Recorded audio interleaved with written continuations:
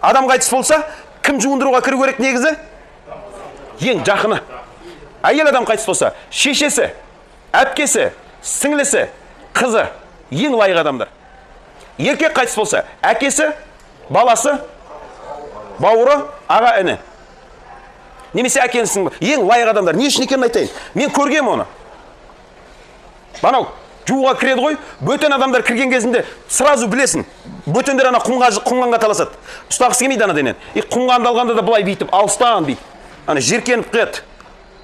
Өйткені ана жақын емес та, жан бауыры жақын емес та.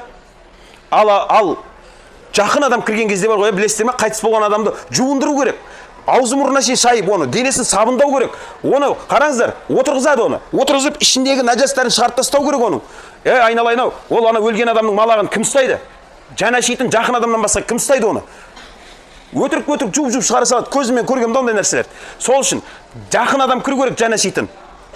Жан тәнімен жуатын. Және қайтыс болған адамның денесінен көрген айыпты сыртқа шығарып жаю харам болады. Оны кім жасырады? Жаны ашитын жақыны. Естік қой, дұрыс па? Талай адамдар көшеде тұрып алып, денесі көгеріп кетті, истеніп кетті, мына жер жарылып кетті, бір бәле. Болмайды. Ана қайтыс болған адамның денесіндегі кемшілікті сыртқа шығарып айтуға болмайды оны.